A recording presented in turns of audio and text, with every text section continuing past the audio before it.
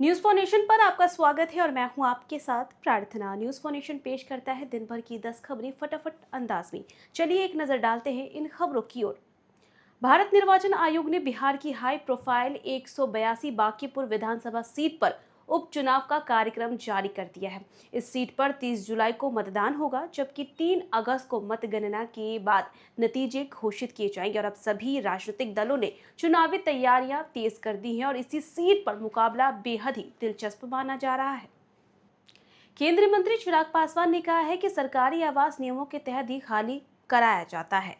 उन्होंने लालू राबड़ी आवास को लेकर के ये बात कही थी। उन्होंने अपना उदाहरण देते हुए बताया है कि उन्हें भी दिल्ली का 12 जनपद बंगला खाली करना पड़ा था। तकलीफ जरूर हुई थी, लेकिन उन्होंने नियमों का सम्मान किया। हाजीपुर में आयोजित जन स्वराज कार्यकर्ता सम्मेलन में प्रशांत किशोर ने बांकीपुर उपचुनाव, भरत तिवारी एनकाउंटर और राम मंदिर जैसे मामलों को लेकर के सरकार को घेरा। उन्होंने कई बड़ी बातें जो है वो सरकार को लेकर के कहा और इसी के साथ कहा है कि बिहार में व्यवस्था पूरी तरीके से सवालों के घेरे में है। एक के बाद एक क्राइम होते चले जा रहे हैं और इसी के साथ साथ उन्होंने बांकीपुर विधानसभा सीट को लेकर के बड़ा बयान दिया है कि इस बार जीत उन्हीं की होगी। राजधानी वासियों के लिए बड़ी खुशखबरी है। पटना मेट्रो मलाई पकड़ी स्टेशन तक पहुंच गई है। जी हां, मुख्यमंत्री सम्राट चौधरी ने मलाई पकड़ी और खेमनी चक स्टेशन का आज उद्घाटन किया। उद्घाटन के बाद उन्होंने मेट्रो से यात्रा भी की, जो करीब 5 मिनट में पूरी हुई। मुख्यमंत्री सम्राट चौधरी ने बिहार सतर्कता जागरूकता सप्ताह की शुरुआत करते हुए बड़ा ऐलान किया। उन्होंने कहा है कि भ्रष्टाचार में शामिल मंत्रियों, विधायकों और अधिकारियों पर सख्त कार्रवाई होगी। इतना ही नहीं, भ्रष्टाचारियों से जब्त की गई संपत्ति में स्कूल खोलने की भी योजना बनाई जा रही है। सम्राट सरकार ने राज्य के स्टेट हाईवे और प्रमुख पुलों पर दोबारा टोल टैक्स लगाने का फैसला किया है। कैबिनेट की मंजूरी के बाद अब देखिए, सड़क पर सफर करने वाले लोगों को तय दरों के अनुसार टोल टैक्स देना होगा और इस फैसले पर राजनीतिक बहस भी तेज हो गई है।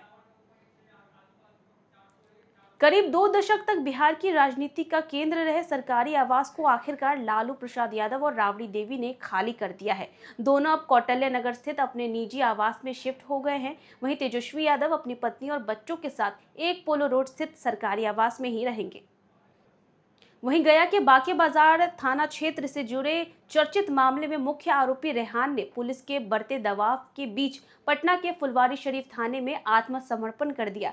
गया की पुलिस विशेष टीम उसे हिरासत में लेने के लिए पटना पहुंच चुकी और आगे की पूछताछ की जो तैयारियां हैं वो शुरू हो चुकी हैं।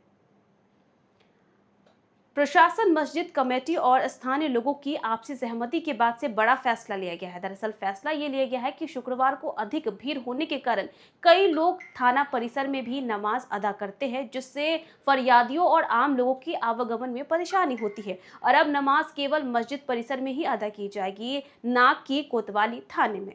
वहीं पूर्व मुख्यमंत्री नीतीश कुमार को लेकर के एक बार फिर से राजनीतिक हलचल तेज हो गई है। दरअसल जेडीयू विधायक श्याम रजक ने पूर्व मुख्यमंत्री नीतीश कुमार को लेकर के कहा है कि वो उप प्रधानमंत्री बन सकते हैं, उनके अंदर सारी क्वालिटीज है। और फिर क्या था, श्याम रजक का ये जो बयान है वो लगातार सुर्खियों में है और अब लोग ये सोच रहे हैं कि क्या भविष्य में पूर्व मुख्यमंत्री नीतीश कुमार उप प्रधानमंत्री बनेंगे। तो फिलहाल के लिए बस इतना ही। न्यूज फॉर नेशन पे खबरों का सिलसिला लगातार जारी रहेगा। तब तक के लिए नमस्कार।